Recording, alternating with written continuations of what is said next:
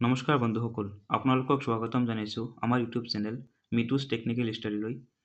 এই ভিডিঅ'টোত আমি আলোচনা কৰিম অসম পুলিচৰ 2020 চনত জিকে ছেকশ্যনত কেনেকুৱা ধৰণৰ প্ৰশ্ন আহিছিলে আৰু পৰৱৰ্তী ভিডিঅ'সমূহত আমি অসম পুলিচত অহা সকলো প্ৰশ্নসমূহ আলোচনা কৰিম। বলক টাইম ৱেষ্ট নকৰি ভিডিঅ'টো আৰম্ভ কৰোঁ।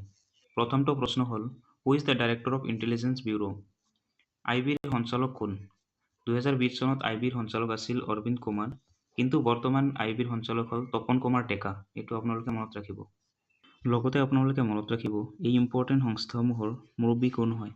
যেনেকৈ RBIৰ বৰ্তমান মুৰব্বী হ'ল সঞ্জয় মালহোত্ৰা, ইছৰোৰ বৰ্তমান মুৰব্বী হ'ল ডক্টৰ ভি নাৰায়ণন, নীতি আয়োগৰ CEO কোন হয় বৰ্তমান BVR সুব্ৰমণিয়াম, ৰৰ বৰ্তমান চিফ হ'ল ৰবি সিনহা, CBIৰ বৰ্তমান চিফ হ'ল প্ৰবীণ সুদ আৰু সেবিৰ বৰ্তমান চিফ হ'ল তুহিন কান্ত পাণ্ডে। নেক্সট প্ৰশ্নটো হ'ল, শ্ৰী ৰামেশ্বৰ তেলী ডাঙৰীয়া 2020 চনত ফুড প্ৰচেছিং মিনিষ্ট্ৰীৰ ষ্টেট মিনিষ্টাৰ আছিলে। লগতে আপোনালোকে মনত ৰাখিব বৰ্তমান অসমৰ পৰা ভাৰত চৰকাৰত দুজন মিনিষ্টাৰ আছে। প্ৰথমজন হ'ল সৰ্বানন্দ সোণোৱাল, কেবিনেট মিনিষ্টাৰ হয়, আৰু পবিত্ৰ মাৰ্ঘেৰিটা, তেখেত হ'ল এক্সটাৰ্নেল এফেয়াৰ আৰু টেক্সটাইলৰ ষ্টেট মিনিষ্টাৰ। পৰৱৰ্তী প্ৰশ্নটো হ'ল, ৰিয়ান পৰাগ এজন ক্ৰিকেটাৰ হয়। নেক্সট প্ৰশ্নটো হ'ল, Village Rockstar was directed by? Village Rockstar পৰিচালনা কোনে কৰিছিল? ইয়াৰ শুদ্ধ উত্তৰটো হ'ব option C, Rima Das. Next প্ৰশ্নটো হ'ল, who is not a member of BIMSTEC?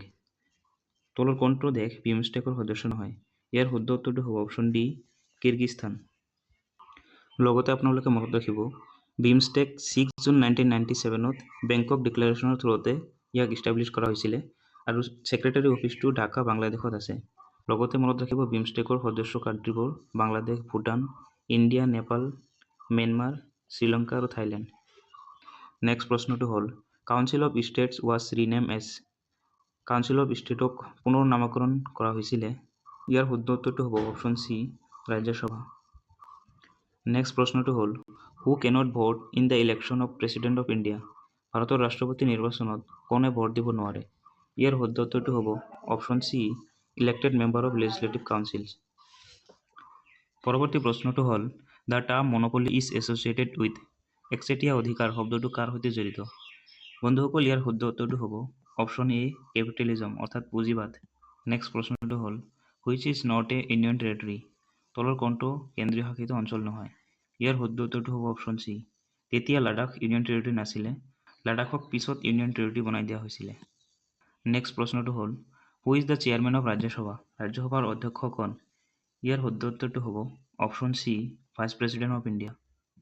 Next প্ৰশ্নটো হ'ল, holes in ozone layer are caused by? Ozone স্তৰত হোৱা ফুটাৰ কাৰণ হ'ল? বন্ধুসকল, অজন স্তৰে আমাক অতিবেঙুনীয়া ৰশ্মিৰ পৰা ৰক্ষা কৰে আৰু ইয়াৰ ফুটা হোৱাৰ কাৰণটো হ'ল option D, CFC, chlorofluorocarbon. Next প্ৰশ্নটো হ'ল, which district of Assam has no' international boundary? অসমৰ কোনটো জিলাৰ কোনো আন্তঃৰাষ্ট্ৰীয় সীমা নাই? ইয়াৰ শুদ্ধ উত্তৰটো হ'ব option D, Kamrup rural. Next প্ৰশ্নটো হ'ল, কইন ছিষ্টেম ৱাজ ইন্ট্ৰডিউচড বাই? মুদ্ৰা ব্যৱস্থা কোনে প্ৰৱৰ্তন কৰিছিল? ইয়াৰ শুদ্ধ উত্তৰটো হ'ব অপশ্যন চি, চুকলেংমুং। নেক্সট প্ৰশ্নটো হ'ল, হু ৰট নামঘোষা? নামঘোষা কোনে লিখিছিলে? বন্ধুসকল, ইয়াৰ শুদ্ধ উত্তৰটো হ'ব অপশ্যন এ, শ্ৰী মাধৱদেৱ।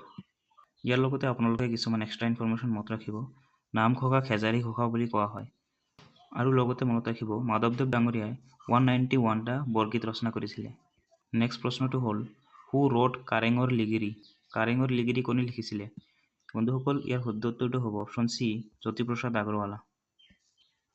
নেক্সট প্ৰশ্নটো হ'ল, whom Bhaskar Barman sent as ambassador to Harshavardhan? Bhaskar বৰ্মনে হৰ্ষবৰ্ধনলৈ কাক ৰাষ্ট্ৰদূত হিচাপে পঠিয়াইছিল? ইয়াৰ শুদ্ধ উত্তৰটো হ'ল অপশ্যন ডি, হং সেৱক। নেক্সট প্ৰশ্নটো হ'ল, হোৱেৰ ৱাজ মাধৱদেৱ বৰ্ণ? মাধৱদেৱৰ ক'ত জন্ম হৈছিল? ইয়াৰ শুদ্ধ উত্তৰটো হ'ব অপশ্যন চি, লেটেকু পুখুৰীত। নেক্সট প্ৰশ্নটো হ'ল, which Assamese film was released in 1935? 1935 চনত কোনখন অসমীয়া চিনেমা মুক্তি পাইছিল? ইয়াৰ শুদ্ধ উত্তৰটো হ'ব অপশ্যন এ, জয়মতী। নেক্সট প্ৰশ্নটো হ'ল, Bagurumba is a dance of? Bagurumba কাৰ নৃত্য? ইয়াৰ শুদ্ধ উত্তৰটো হ'ব অপশ্যন চি, বড়োসকলৰ নৃত্য।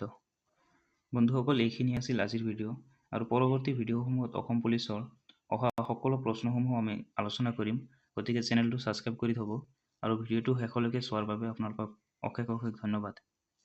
আৰু যদি আপোনালোকে এই ভিডিঅ'টোৰ PDF বিচাৰে তেন্তে এই হোৱাটছআপ নম্বৰত আপোনালোকে টেক্সট কৰিব।